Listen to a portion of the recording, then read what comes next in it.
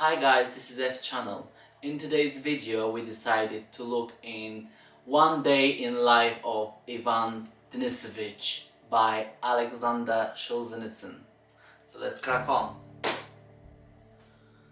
The story is very heavy and partly even boring because the main narrator falls into describing of certain details which are superficially not very interesting, but in further reading I discovered that they are very important. And obviously because I haven't been prisoner and I won't know how important a small handmade knife can be in them conditions. So as we can find out from the name, the entire story is just one day of the life of this prisoner, and the story starts from his waking up in the morning and ends up with him going back to his bed, and through his head we can see what is really happening in the prison.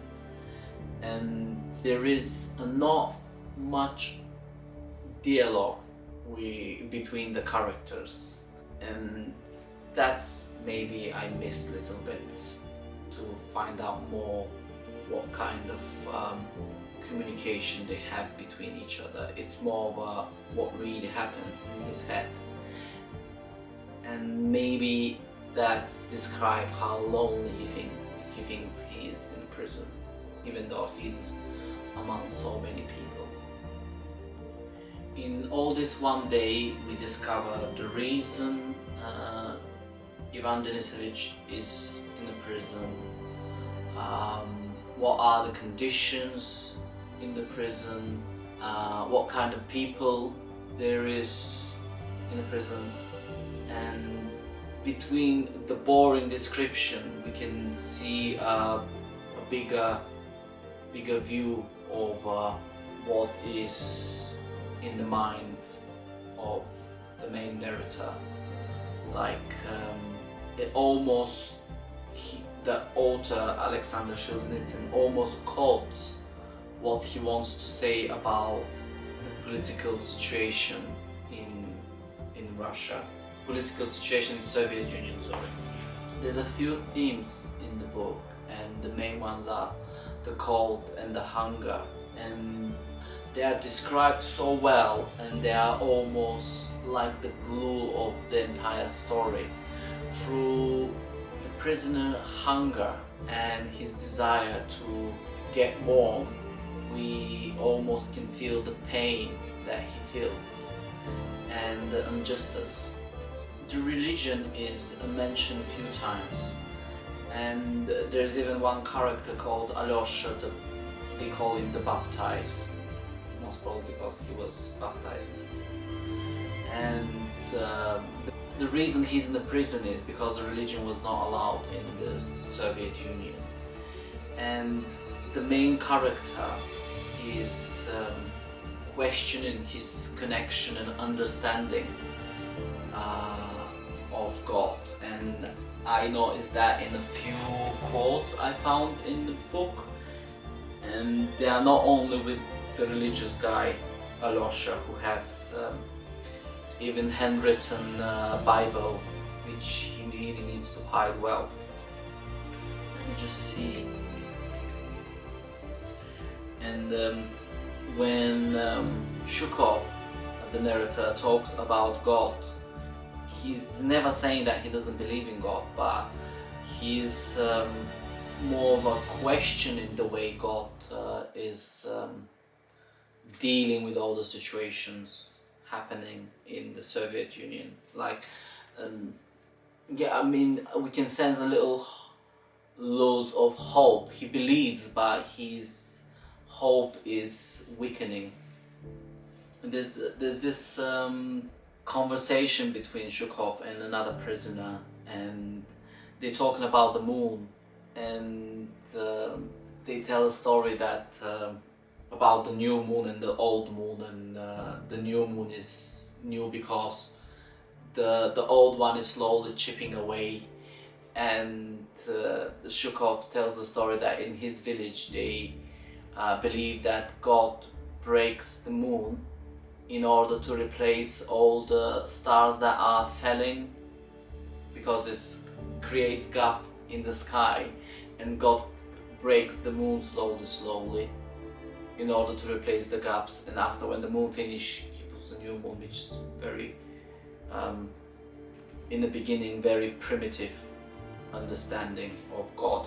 But towards the end in the story, we see Shukov talking with Alosha, who is a very religious. And yeah, he talks with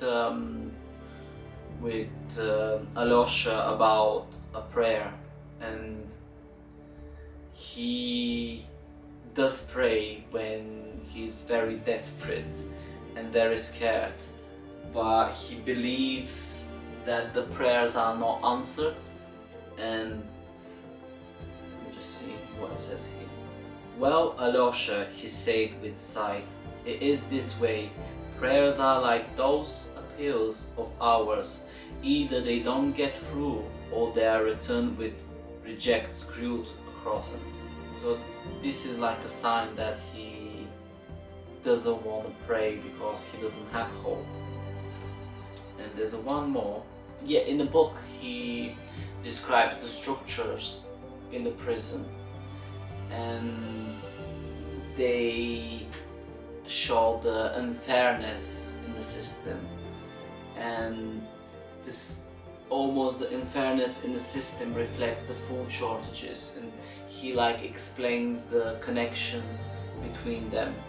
He despite the fact that he slightly lost hope in God, he actually communicates a little bit with the outside world, with his wife, and he dreams about what can happen when he leaves the prison. But at the same time, seeing what's going on around him, he clearly thinks that he may not leave the prison alive or in a good condition to have a so-called normal life after the prison, because in this political working camps they treat them not really well, and they have to work in order to survive because it's so cold. It's better for them to work, and they are almost grateful that they have to move around in order to keep themselves warm. And in the structure of the prison, he describes that most of the work they do is really useless, and they don't really care how much work is done, as long as they don't escape the prison, which from his point of view nothing really has any meaning. But at the same time, whilst he's doing his work, certain part he takes very seriously and he finds meaning in that. So it's almost like the work will liberate him, which is kind of what I think the socialism is. Let me just see this. There's one thing I noticed, that was they mentioned someone who advocates work therapy, and me myself will having a little experience. I wouldn't have to say I have an experience with post Soviet Union country because I'm too young for that, but I have seen signs of it, and I know that the work is very much used to keep people's mind away from individuality or self-discovery, I would say. Warm up with work, that was your only salvation. And this is really describes the understanding of surviving in the prison. Even though this is and it's more the fear that is in the air than like graphically what really happens in the prison, which I'm sure there was a graphic things. The author doesn't describe them, and the narrator talks about all these subjects, religion and politics, how can I say, in a very careful way, most probably because they are very sensitive subjects. When Alexander Solzhenitsyn was writing the book, and even though it's a fictional story, Solzhenitsyn has been in that kind of work camp, prison himself, for criticizing the party or the government. And apparently, through releasing this book in Western countries, that's how the Western countries discovered what happened in the Soviet Union. And knowing this fictional story about Ivan Denisovich, and me researching and discovering what the author experienced and what kind of life he had, makes me think what happens in some countries that we don't really know what's going on, like for example China. For me, this book was very interesting regarding the time it's written and how much was revealing, but at the same time was very tiring because it's not an entertaining book, but it made me think and appreciate how much I have. For me, this book is about gratitude, and gratitude in the shadow of pain and unfairness. And I come to this conclusion because of the final words of the main narrator, Ivan Denisovich, and they are: Shukov went to sleep fully contained. He had many strokes of luck that day. They hadn't put him in a cell, they hadn't sent the team to settlement. He'd pinched a bowl of kasha at dinner. The team leader had fixed the rate well. He'd built a wall and enjoyed doing it. He'd smuggled that bit of hacksaw blade through. He'd earned something from Caesar. In the evening, he bought that tobacco and he hadn't fallen ill. He got over it. A day without dark cloud, almost a happy day. And I see he described that day as a happy day because almost nothing bad happened to him. And I think he was grateful for materialistic thing that he gained. So basically, if you go through the day and towards the end of the day, I can feel the rush in the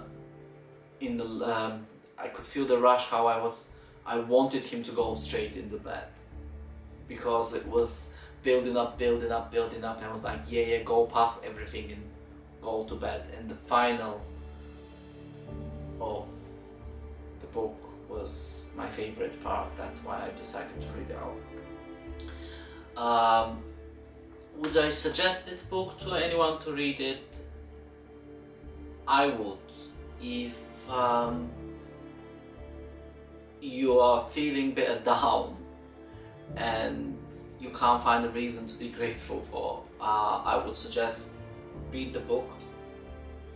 And because I read it in a lot of breaks, I would suggest someone to read it like as quick as possible, because he can like get the full shot at once.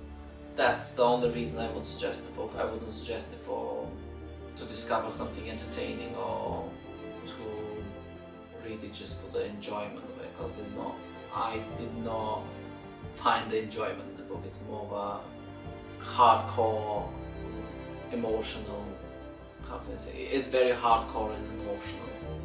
That's how I found it. There's a lot more things that I can talk about the book, like these two Moldovan guys that are very close, like brothers, or maybe not. And why Shukov mentioned him at all. Is it because he's jealous that someone has friend there, or does he want to say something that happens behind the end of it's a prison, or is it just my fantasy? If you read the book or you're going to read it, please pay attention to these two Moldovan guys.